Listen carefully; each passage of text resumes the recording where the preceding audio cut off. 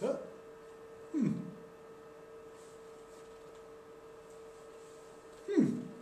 Maybe we should discuss the history of East Asia. We have a couple goals here.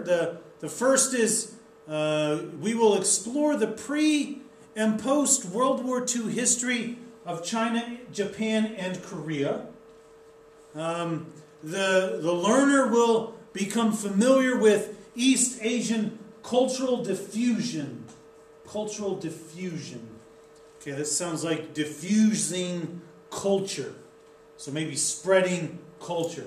The notes you need to record are underline, pause the video if necessary. I don't know. We'll see what comes next. Where should we begin? China. It looks pretty big. I bet it's the most populated in East Asia. You can see Korea there and Japan, and there's Russia, and there's Kazakhstan. So, okay, I kind of know where we are. I bet India's down here. Australia's way down there. Okay, I kind of know where we are. So let's start with China. China's history begins with dynasties. I wonder what a dynasty is. A family that maintained rule for many years. Rulers came from the same family. Now, there are three eras in China's dynastic history. The first is the early empire, then the imperial era, and then the modern era. Let's talk about the early empire. There was an emperor named Qin. He was the first ruler to really bring China together as a united country. He achieved this through a lot of ruthless activities. He burned books from other states, and if he didn't like what the historians said, he buried them. Now, he also organized society with several different things. He organized it with laws, with a coin system, and an ethical and moral way of thinking. Qin's greatest achievements, though, are connecting all the warring states' protective walls against each other. He created a great wall throughout China to protect them against the Mongols. Now, the Han Dynasty resulted after the Emperor Qin died. Han kept most of what Qin had already implemented, and Han's greatest accomplishment was the Silk Road. I wonder what the Silk Road is. Well, it looks like it's a trade route that connected China to Europe. And as you can see, it starts here in Rome and goes through the Arabian Peninsula, where Saudi Arabia is, through Iraq and Iran, and all the way up above India and into China, and ending in present-day Beijing. Now, there are a couple problems with this Silk Road. The first one is a mountain range, a pretty rugged and steep and dangerous mountain range called the Pamir Mountains. Another problem is the Mongolian Empire here. They loved to attack the traders along this route and take their stuff and keep it for themselves. Now, one of the greatest successes of this Silk Road was that it spread culture, goods, and ideas, which is what cultural diffusion really is. Now, in the imperial era, we've skipped forward several hundred years, and the imperial era is known for the Ming Dynasty. And the Ming Dynasty is especially known for their art. And their art is really famous, actually. It's in a lot of famous museums, and it's really expensive. And China, during this imperial era, also began trading heavily with the rest of the world through this Silk Road. Now, we go to the modern era. We skip forward quite a few more years, up to 1949. And after World War II, remember when Japan was trying to fight us and we ended up bombing them with the atomic bombs? Well, their economy was basically shattered. And Japan had to give up control of Taiwan. And they gave Taiwan to Japan. Gave Taiwan to China. Now, in China, because of the gaining of Taiwan and several other things, a civil war broke out between two political parties, the nationalists and the communists. Now, the communists won that civil war and gained control of the country of China. But the nationalists were very unhappy, and they actually fled to their newly acquired country of Taiwan. And they set up a democratic government there. And they began calling Taiwan the Republic of China. Now, the country of China, if Taiwan is called the Republic of China, China wasn't going to be outdone. So they named China, they renamed their country the People's Republic of China. So we have the People's Republic of China, which is actual China, and then the Republic of China, which is Taiwan. And this the People's Republic of China is actually a communist nation. And Mao Zedong was the first leader of communist China. So let's go to Japan from here. Now, if you notice, Japan is a lot of different islands. There are actually several more islands that you can't see on this map because the system extends way this way and way down this way.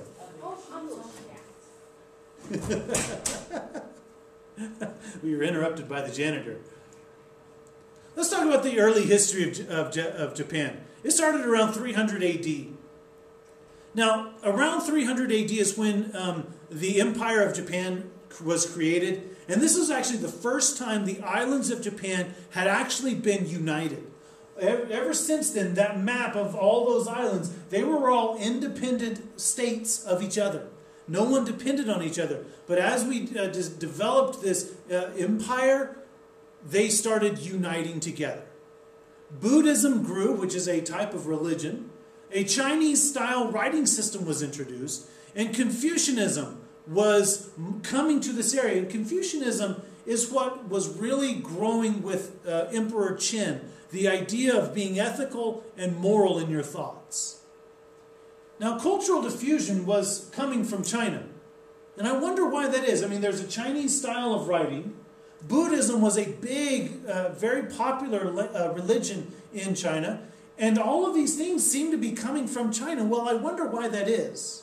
Well, Chinese immigrants are the ones who colonized those islands of Japan. I mean, they are really close to each other. And so it only makes sense that if you get fed up in China, you go somewhere else, kind of like they did in Taiwan. But that's what colonized Japan. So Japan's descendants are actually Chinese. Now, the imperial family that I mentioned earlier was the extended family of the Japanese emperor. Now, the Japanese monarchy is actually the oldest continuous hereditary monarchy in the world. Now, what that means is they have had the same bloodline rule Japan since way, way, way back when. And they've had 125 monarchs ruling Japan, all carrying the same bloodline, all being related. I think that is absolutely incredible. Now, if we jump to middle Japanese history, we're fast forwarding to about 1200 AD. Now, this is where feudal Japan started to grow.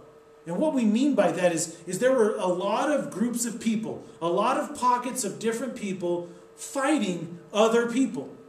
And this is dominated by more powerful families, and the bigger your family was and the better fighters you had, the more powerful you became.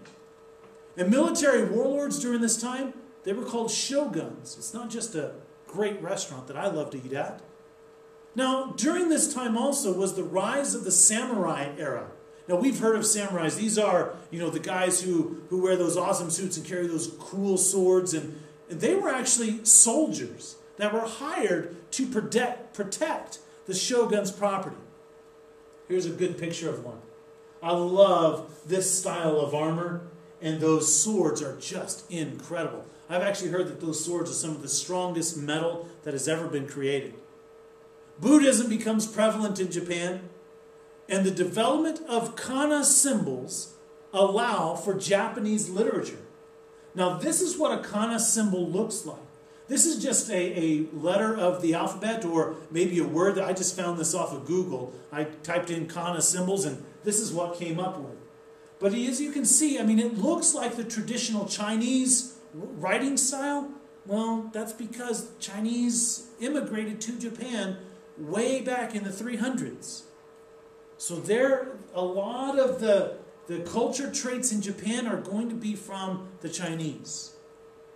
Now, if we look at the pre-World War II Japanese history, we notice that there is a government style called fascism. Fascism is pronounced fascism. Fascism is a nationalistic, radical, totalitarian government that has only one political party. Now, even though fascist leaders were controlling Japan, that the monarchy that had been ruling Japan was still going on. And I believe they ended in about 1912. So all the way through most of this era, they were still in control.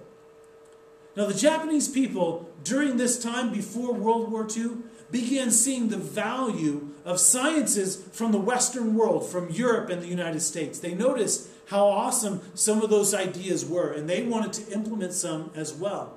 And they also noticed the military technology, as far as tanks and airplanes and things like that. And so they really started developing their military technology during this time as well. Now, during World War II, beginning World War II, most people think, and we've talked about this, that most people think that Hitler, when he invaded Poland in, I think, 1939, was the beginning of World War II. But actually, most historians believe that when Japan invaded China in 1933, that was the start of World War II.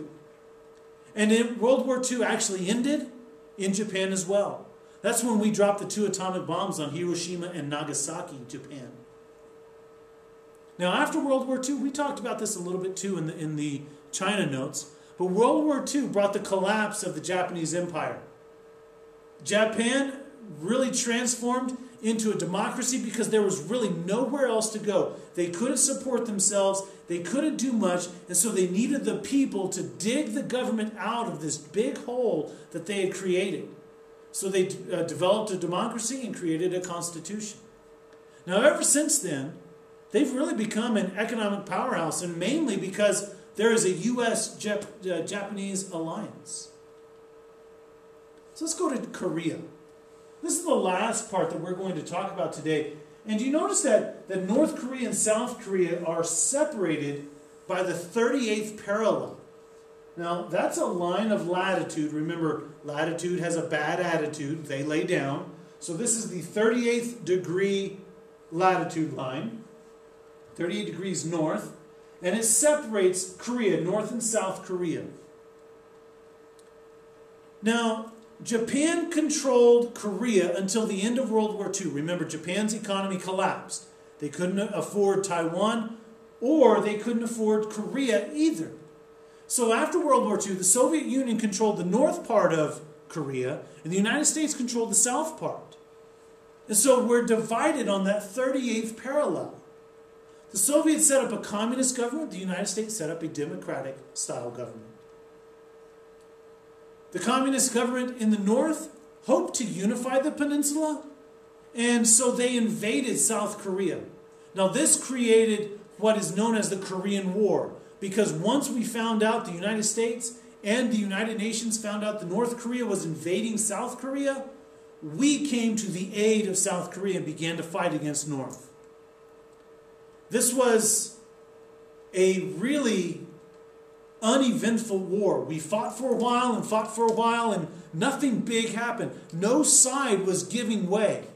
And so in 1953, we ended in a stalemate, which means no one actually won this war. There was no clear winner. There was no territory gained or lost in this. And so we just stopped fighting. That's what the stalemate is.